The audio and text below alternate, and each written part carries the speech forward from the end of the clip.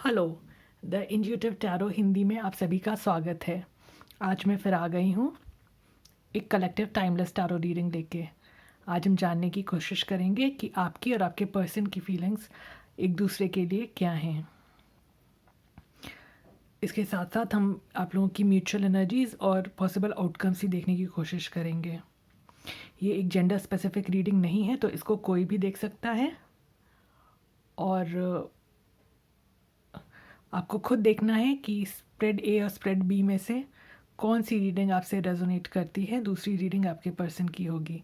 अगर इन दोनों में से कोई भी रीडिंग आपसे रेजोनेट नहीं करती है तो आप इस रीडिंग को इग्नोर कर सकते हैं। तो जहाँ तक पर्सन ए का सवाल है,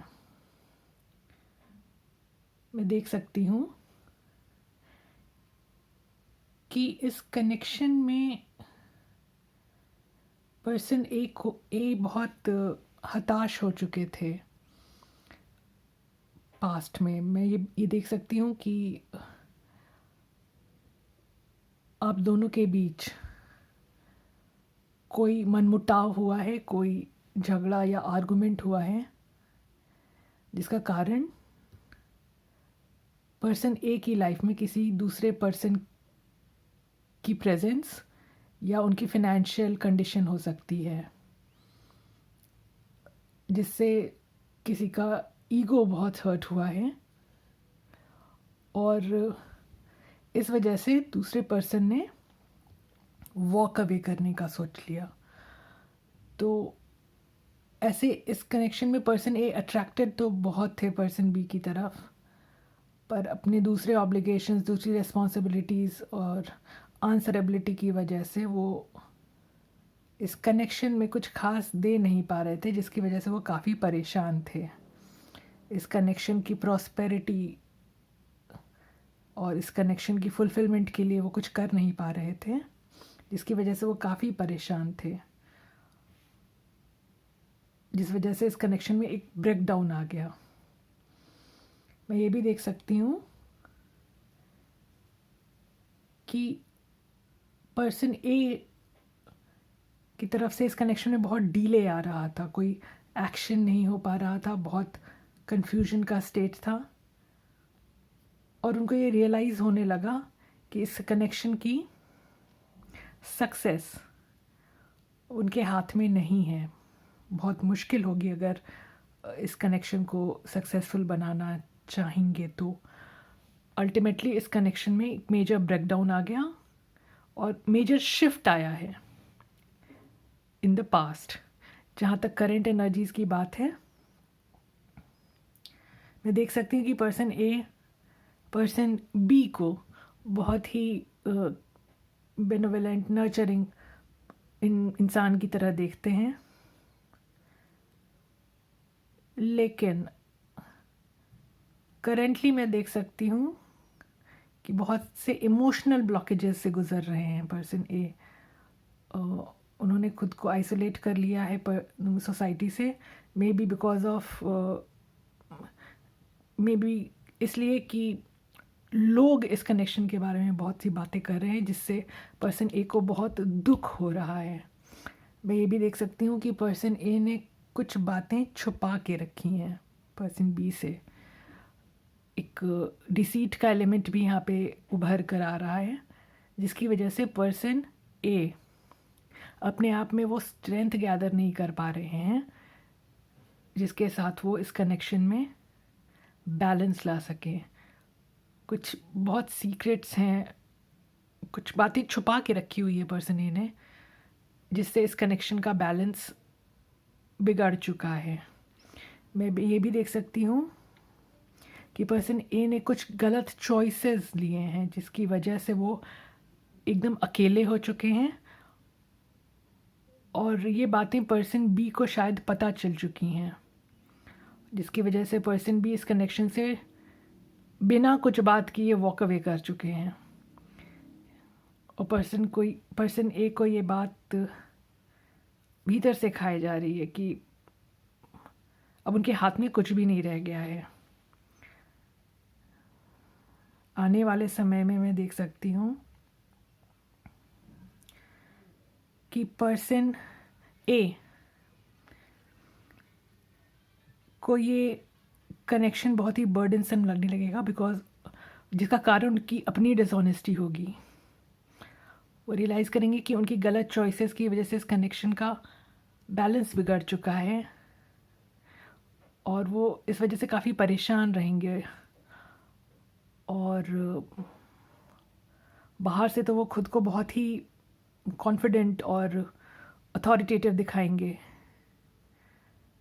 पर उनको ये पता है कि उनकी डिसीटफुल नेचर की वजह से उन्होंने पर्सन बी को बहुत बुरी तरह से हर्ट किया है, धोखा दिया है।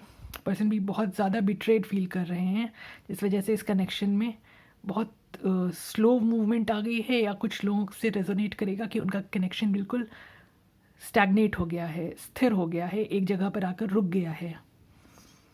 मैं ये भी देख सकती हूँ कि पर्सन ए अपना ध्यान बटाने के लिए खुद को अपने करियर पे फोकस करेंगे, बहुत ज़्यादा मटेरियलिस्टिक हो जाएंगे, और उनका ईगो बहुत स्ट्रॉन्ग है। वो कंट्रोल लेना चाहेंगे सिचुएशन की, पर उनको ये रियलाइजेशन होगी कि उन्होंने बहुत बेवकूफ़ी भरे काम किए हैं, और जिसकी वजह से ये कनेक्शन इस स्थिति में पहुंच चुका है। जहाँ तक पर्सन बी का सवाल है, मैं देख सकती हूँ कि पास्ट में पर्सन बी के मन में इमोशनल फीलिंग्स तो बहुत ज़्यादा थी पर्सन ए के लिए, लेकिन उनको इस कनेक्शन में कोई कंट्रोल नज़र नहीं आ रहा था। उनको लग रहा था कि उनके साथ बहुत नाइंसाफ़ी हुई है, जिसका कारण उनको ये समझ में आ रहा था कि पर्सन ए के का फोकस नहीं था इस कनेक्शन की तरफ। मैं ये भी देख सकती हूँ कि पास्ट में पर्सन ए का ईगो काफ़ी स्ट्रॉन्ग हो चुका था। वो खुद को पुरानी यादों में ही खुश महसूस करते थे, मतलब उनको पुरानी यादें खुशी देती थी, पर उन्होंने अपने चारों तरफ एक बाउंड्री बना ली थी। उन्होंने ये पर्सन ए को क्लियर कर दिया था कि उनकी तरफ से अब कोई भी नॉनसेंस वो बर्दाश्त नहीं करेंगे, जिसकी वजह से इस कनेक्शन में कुछ रिकिंडल नहीं हो पा रहा था, कोई नई शुरुआत हो नहीं पा रही थी। पर्सन ए एक इंडिपेंडेंट एनर्जी में आ चुके थे।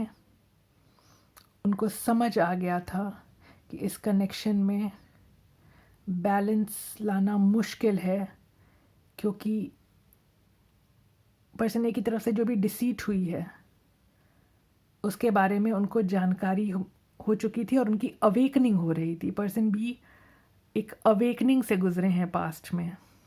फ़िलहाल मैं देख सकती हूँ कि पर्सन बी को रियलाइज़ हो रहा है कि वो इस कनेक्शन में लेफ्ट आउट रह गए हैं। जैसे इसका मतलब है उनको रियलाइज़ हो रहा है कि पर्सन ए की लाइफ में और भी लोग हैं, और भी ऑप्शंस हैं, और पर्सन ए ने पर्सन बी को एक ऑप्शन की तरह देखा है। इस कनेक्शन में कम्युनिकेशन की काफ़ी कमी रही है, और जो कम्युनिकेशन हुआ भी है वो मिसकम्युनिकेशन के तौर पे उभर के आया है, जिसकी वजह से इस कनेक्शन में मेजर ब्रेक डाउन आया है। तो पर्सन बी अब रियलाइज़ कर रहे हैं। पहले तो पर्सन बी ये एक्सेप्ट ही नहीं कर पा रहे थे कि ये कनेक्शन टूट चुका है, वो पास्ट की यादों में ही उलझे हुए थे। अब पर्सन बी को ये रियलाइज़ हो रहा है कि ये कनेक्शन में मेजर ब्रेकडाउन आया है, मेजर शिफ्ट आया है। मैं ये भी देख सकती हूँ कि पर्सन बी को की विश है, अभी भी उनके मन में कहीं तो ये आस है कि ये कनेक्शन फिर से स्टार्ट होगा, लेकिन काफ़ी अनसर्टेनिटी है इस विश की। ये विश बहुत अनसर्टेन है, जिसमें पर्सन भी कुछ थोड़ा उलझे हुए हैं। वो अपनी हीलिंग पे पूरा ध्यान दे रहे हैं, और मैं ये भी देख सकती हूँ कि पर्सन बी के आसपास के लोग उनको इस कनेक्शन के फेवर में एडवाइस तो नहीं कर रहे हैं। पर्सन बी के आसपास के लोग उनको ये एडवाइस दे रहे हैं कि वो इस कनेक्शन से अब निकलें, वो खुद पर काम करें, क्योंकि ये कनेक्शन उनके लिए सच में बर्डनसम बन चुका है। जहाँ तक आने वाले समय की बात है, मैं देख सकती हूँ कि पर्सन बी इस कनेक्शन में होने वाले डिलेज की वजह से थोड़ा परेशान तो रहेंगे, क्योंकि कुछ और बातें उभर के आएंगी पर्सन ए के बारे में। लेकिन वो इस जो भी बातें सामने आएंगी वो पर्सन बी को इस कन्फ्यूजन से निकलने में मदद ही करेंगी। मैं ये भी देख सकती हूँ कि पर्सन बी अपनी लाइफ में खुशहाली के साथ बैलेंस लाना चाहते हैं। वो समझ रहे हैं कि अब इस कनेक्शन में शुरुआत की गुंजाइश बहुत कम है। वो खुद पर काम करने को तैयार हैं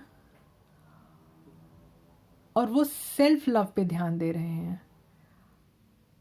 अपने उनके डिफेंसेस काफ़ी हाई रहेंगे आने वाले समय में, और वो खुद पर काम करेंगे, क्योंकि उनको ये समझ आ जाएगा कि इस कनेक्शन में आगे बढ़ना बहुत बड़ी बेवकूफ़ी होगी। जहाँ तक आप दोनों के म्यूचुअल एनर्जी का सवाल है, मैं देख सकती हूँ कि इस कनेक्शन में बहुत इमोशनल ब्लॉकेजेस हैं। आप दोनों को लग रहा है कि आप दोनों एक दूसरे के लिए गलत चॉइस हैं, और इस कनेक्शन का सक्सेस पॉसिबल नहीं है, क्योंकि इस कनेक्शन में बहुत से चैलेंजेस हैं। जहाँ तक आउटकम का सवाल है, मैं देख सकती हूँ कि बहुत से इमोशनल ब्लॉकेजेस हैं, बैलेंस की कमी है, और अगर आपको इस कनेक्शन में विक्ट्री चाहिए तो आप लोगों को बहुत ज़्यादा काम करना पड़ेगा। एक बैलेंस लाने के लिए आप दोनों को अपने ऊपर बहुत ज़्यादा काम करना पड़ेगा, क्योंकि इमोशनल ब्लॉकेजेस बहुत ज़्यादा हैं। ये करंट एनर्जी है। मैं ये नहीं कह रही हूँ कि सबके साथ ऐसा ही होगा। देखिए आपके साथ क्या रेजोनेट करता है, क्या नहीं, और जो रेजोनेट नहीं करता है उसमें ज़बरदस्ती खुद को फिट इन करने की कोशिश ना करें। चूँकि ये कार्ड्स रिवर्स में आए हैं, इसीलिए स्ट्रगल्स तो बहुत ज़्यादा नज़र आ रहे हैं मुझको इस कनेक्शन में। एट प्रेजेंट एनर्जीज़ शिफ्ट होती रहती हैं, तो अगर आप कुछ दिन बाद की रीडिंग फिर से देखेंगे तो हो सकता है एनर्जीज़ में कुछ चेंज आए, और ये सब डिपेंड करता है आप लोग अपने ऊपर कितना काम करते हैं। आप और आपके पर्सन अपने ऊपर कितना काम करते हैं। अगर आपको इस रीडिंग से कोई भी क्लैरिटी मिली तो प्लीज़ लाइक शेयर सब्सक्राइब करें। और मेरा एक दूसरा चैनल है द इंट्यूटिव टैरो, जो कि इंग्लिश में है, आप उसको भी विज़िट कर सकते हैं। उस चैनल का लिंक आपको इस चैनल के पेज पर मिल जाएगा। वीडियो देखने के लिए धन्यवाद। आपका दिन शुभ रहे।